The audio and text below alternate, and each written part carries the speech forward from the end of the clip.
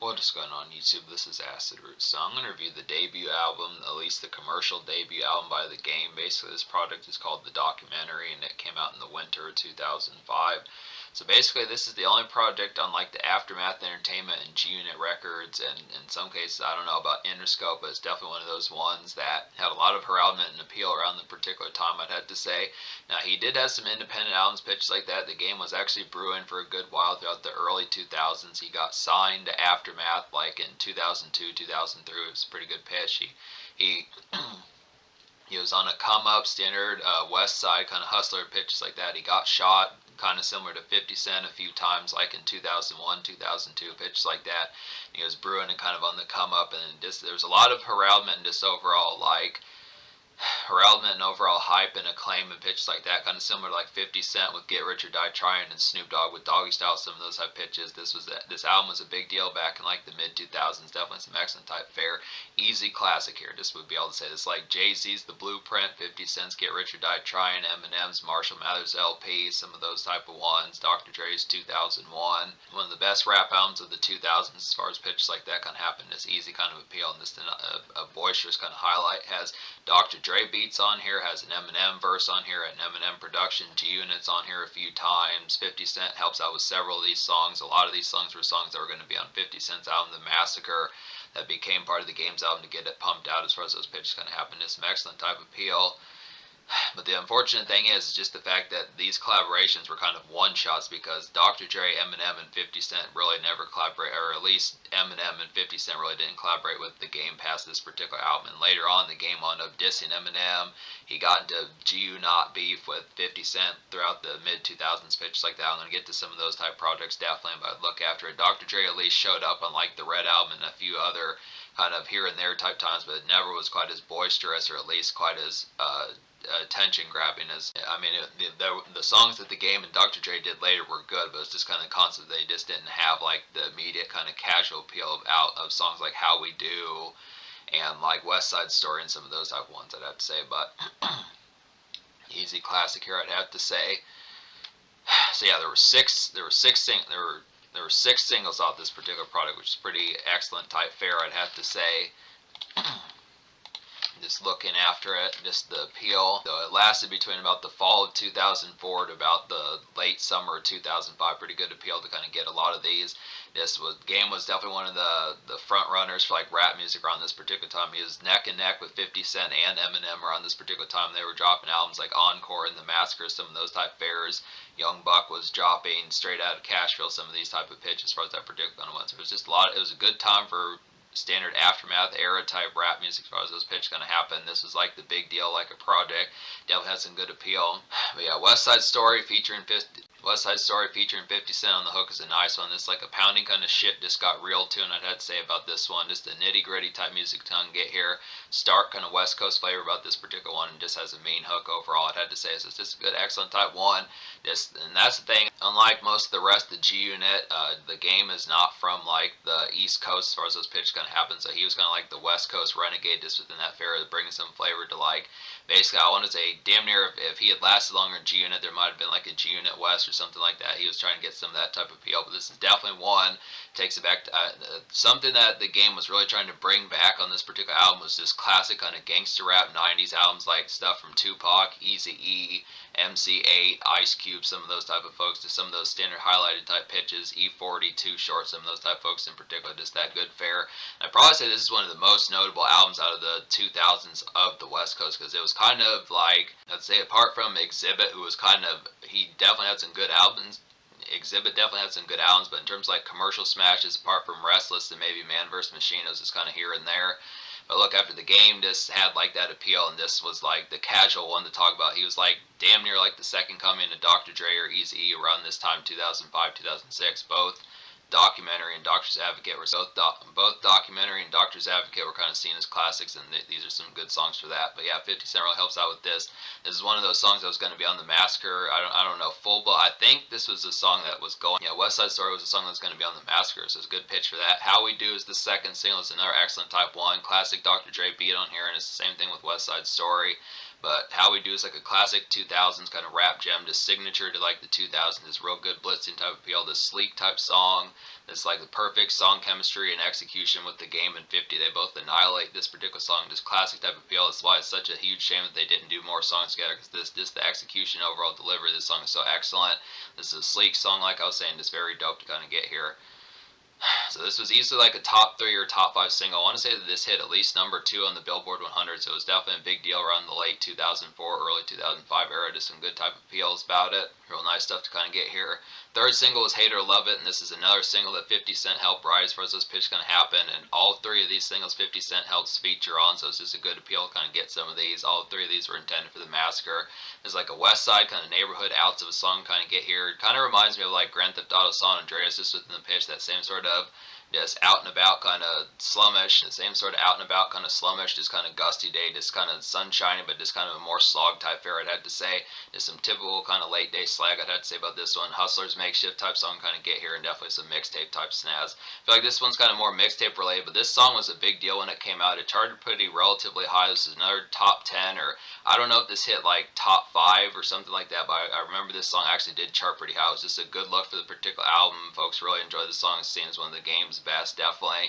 But around the time when this particular single came out, as it was starting to chart, this is where he started having the beef with 50 Cent and G-Unit as far as those pitches kind of happened. This was kind of, I mean, when he had a falling out with 50 Cent, it was during the promotion of this album, so it's not like it happened years later, and it's not like it happened months later. It was right around the winter, February, March of 2005, as far as those fairs going to happen. But these were like some good 1, 2, 3 punches kind of get here, good overall appeal. And when I say mixtape snaz, this kind of feels like a more kind of on the grind type one, just within the fair behind it. It's a little bit more on the come up, but it's a nice type of appeal.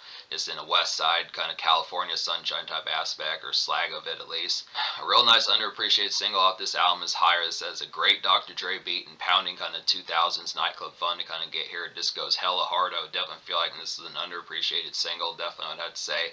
This really has a blitzing type beat. This works pretty well. Dr. Dre really went in on this particular album. This is back when he completely had the Midas touch. Some of these ones like How We Do, West Side Story, Higher. There's some other ones on here like Start From Scratch. Some of those type of ones are just really, they just are emphasized pretty heavily. So it's just an excellent type fare that Dr. Dre and the Game and 50 Cent were all able to nail this and just have the real feralness just about this project. So Higher is pretty hooky as well. That has pretty nice hook. I think this is another one that 50 Cent helped write for the Game.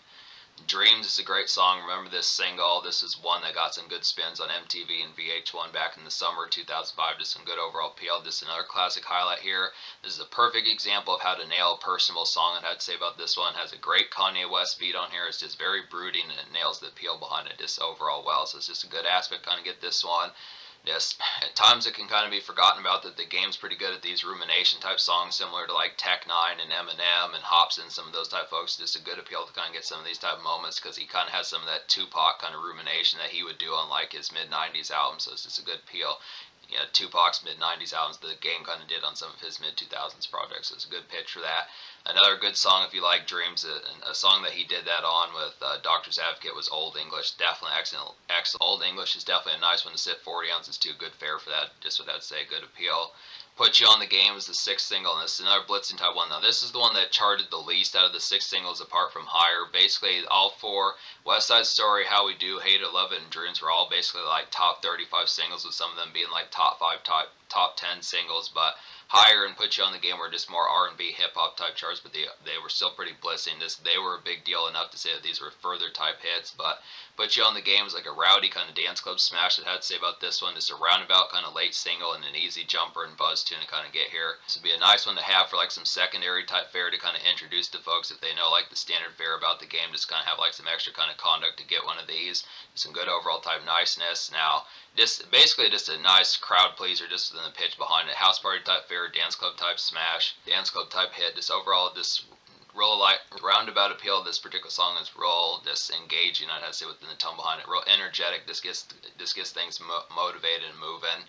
So yeah, basically out of 18 songs in this product, not counting the intro that narrows it down to 17 songs. Out of the 17 songs in this particular product, I wound up recommending 14. So the only 3 songs I don't recommend on here would just be the documentary, the title track, No More Fun and Games, and then Like Father, Like Son. So basically, the documentary is just kind of a pandemonium type one, trying to do like some of that West Coast kind of 1992 riot type fair, just a little bit more dismantled within the pitch, but it just didn't nail it as well. It's just a little bit too dismantled. I kind of feel like the fair behind it. I like the craze type fair, but I just think the execution of that particular song was not quite as on top of things. No More Fun and Games is just kind of a typical kind of West Coast in-between type moment that just didn't really have as much aspect. I kind of feel like this was kind of something that, like, when you think of folks like maybe Warren G or someone like that, I mean, this, like, it felt more like a dog pound kind of throwaway pitches like that, but it felt like some party and bullshit on like the West Coast type side of things, but it just didn't nail the appeal of how to really get towards it. It was just kind of a clumsy type one of the few ones that just is full-blown kind of clumsy on this product. Most of this album's pretty well executed, but that one just didn't do it. Then Like Father, Like Son, this is not a bad production. I do like the rhythm of this particular beat a little bit. It has a good engaging type one to kind of rap to, but it's just more of a personal type one to kind of get more so than I would have wanted. I mean, this is, I feel like songs like Don't Worry, Special, and like Start From Scratch and Don't Need Your Love just nailed those particular fairs type better. It was just more of like a personable type one, like a family type sense that just didn't have as much full-blown appeal. It's not to say it's more family bound, it does have the relative appeal behind it, but it's just that I didn't see as much composition behind it, so that's kind of the thing. But yeah, this album gets a 10 out of 10, full of blitzing hits, full of Dr. Dre beats on here, plenty of these type ones. Eminem's on here a few times, Nate Dogg's on here a few times, Mary J. Blige, Marsha Ambrosius, Faith Evans, some of these type folks. So a real highlighted one on here would be Where I'm From. It's like a vintage kind of West Coast malaise that I'd say about this one. Has a pretty smooth Nate Dogg hook, typical kind of neighborhood songs, some typical kind of neighborhood traverse that I'd say to standard fare. Goes pretty well with like songs like Hate It or Love It, and I'd probably say Dream, some of those type ones. Just standard California sunshine just within the fair works great for like the summers between like May and September, some of that type fare. Just Dayton Spokes, Khakis in a Crease, some of that type fare, just standard pitch, just looking like Exhibit, one of his music videos, or looking like Be Real in one of his music videos, or Send Dog. Some of those type folks just would have to say Tupac back in 1996, the standard fare. You can tell right by the album cover that this is a real glitzing type feel just in the pitch. Lowrider type music, easily I'd say for some of those. Real nice song that probably could have been a single if there had been a need for 6, 7, or 8 of these would be Don't Need Your Love, and it's the same thing with Start From Scratch. But Don't Need Your Love is like a nice could be single, like I was saying, just a stellar kind of radio appeal about this one. Thoughtful kind of inward song to kind of get, and this just has some of that with like some Cali Hayes that I'd say. So it has a pretty good hook from Faith Evans, just a real nice glaze type one, just kind of afterthought, smoke one a little bit. It's kind of the afterthought of just rumination, just kind of within the standard pitch of personal problems that I'd say, just within the tone behind it, just nice appeal. Running is a nice one. This has a real glitzy type one. This has pretty good Dion hook, who does. It's pretty good Dion hook, who doesn't typically do hooks much nowadays, I'd say, but he was kind of a, Dion was like a nice, good, low-key cat to get a hook from like the 2000s, I'd say, West Coast type flavor. Tony Ayo's on this particular song. He's the only other real G-Unit feature apart from 50 Cent, I'd have to say, but still a good tone to kind of get it. So Running is like a smoky kind of ground level outs of a song that I'd say has a great Dion hook on here, like I was saying, this real nice smooth appeal. This is like some borderline kind of horrorcore Autumn Gauze kind of get here. I'd say about this one, it's just a good creep of a song kind of gets. I just like the overall tone of this. It's an interesting type pitch. It's probably one of the darker songs out this particular product. Like I was saying, borderline kind of horrorcore just within the pitch behind it. Just a little bit of like a gothicness about it, just kind of tinge within that. I mean, this is a very commercial and vanilla album. This is like one of the most vanilla 2000s rap albums. It's like one of the most vanilla 2000s rap albums I can think of apart from Eminem with Encore and the Eminem Show, and 50 Cent with some of his early albums, Get Rich or Die Trying, The Massacre, Lloyd Banks at The Hunger for More, some of those type ones. It's very vanilla, but this is like a gothic type one that's at least somewhat alternative, but nails the appeal behind it. So good stuff. Special is one of the best songs off this album. It's kind of underappreciated, but it's like a nice gem here. It's like a great romantic kind of evening glaze about this one, I'd have to say. Just a standard kind of local routine of a standard day just within that fair. Some definite feel-good kind of summer energy, I'd have to say about this one. It's a pretty nice bopper. So it's a great Nate Dogg hook on here. Just nice sunshine type one. It's real nice kind of simmering through the motions, just enjoying the times it's pitched like that. A little bit of grateful type song. Or appreciable type song, I'd have to say. We Ain't with Eminem is a nice pitch of one. It's like a vintage kind of Game and Eminem collabo. There definitely need to be way more of these. This feels like an encore throwaway, I'd have to say, from 2004. Definitely something that Eminem might have given the Game. I don't know about that. Definitely feels like something Eminem could have given the Game just within the pitch. Just really, I mean, this just feels like something this part of like the Aftermath label feels like a Chronic 2001 Encore Massacre kind of throwaway just within the pitch. Just excellent type fare for that. Just it's kind of some comical horrorcore snarl to kind of get here. So it's another kind of gothic type one for like a relatively vanilla album. Eminem, he nails his verse on here. I feel like he was just kind of sleepwalking through this particular verse on this song. I think the reason why is just because of all the drugs he was on around that particular time. It's not to say anything wrong with having that particular pitch, but just the tone behind saying that he admitted and like later on that he was really torn up most of the time throughout 2004 when he made like D12 World and Encore. It's just kind of the pitch that just he would annihilate these songs, but this is kind of the tone behind saying that it feels like he could have probably went harder just because of the fact that he just was kind of so torn up, strung out or whatever, just within the pitch. But it's the same thing with like the game. The game's pretty good lyricist, just within the tone behind. He was able to keep up with Eminem on this particular song, just be able to nail it. So he went in with this, and it's just kind of a good concept that once again this feels like an encore throwaway. So it's good fare. Standard vanilla 2000s rap. Start from Scratch is a nice one. I like this particular song just because this is like a dark kind of real talk type song, kind of get just some drunken kind of after hours gem to kind of get here. I like the fact that the game is real hella tipsy and torn up on this particular song, drunk as hell as far as those pitches kind of happen. It's like some good rumination, just an interesting kind of personal song to kind of get. So this is another nice personal song that the game nails on here, apart from songs like Dreams, songs like Don't Need Your Love, and Don't Worry, some of those type of ones. So it's just a good tone to kind of have some of these. This album is a great example of how to nail personal type songs, just having the blitzing type appeal. I realize that some of these are kind of Dr. Dre beats. It's not easy to kind of get Dr. Dre beats for like your whole albums first pitch like that kind of happen, but I think this should be like a 101 for folks that want to do.